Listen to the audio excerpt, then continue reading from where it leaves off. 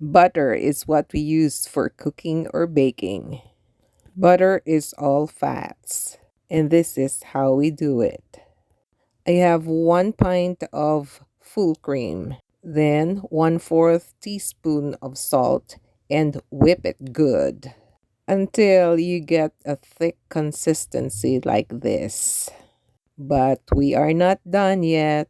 We still have to keep whipping by using our electric mixer. This is very helpful and make our work easy.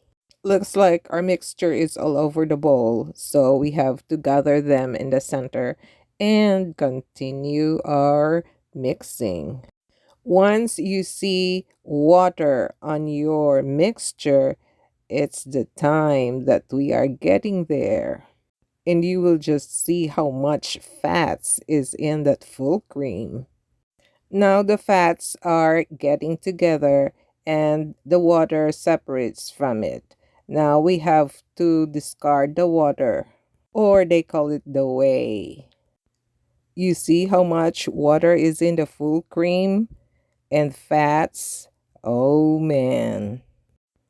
And then we have to keep whipping until we get a few of the water. In my case, I did this 3 times. So, meaning I am getting rid of all the liquids. This is the second time, and then you see how much water is left. It's not much, but on the third one, it will be fewer.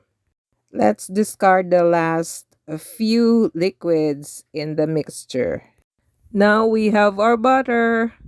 Now we have the butter, it's time for us to be creative in this.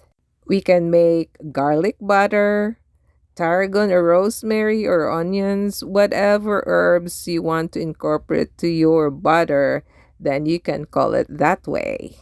But this time, I'm showing you how we made the butter, and then I roll it and wrap it in wax paper and put it in the refrigerator for later use. Have fun! Thank you for watching.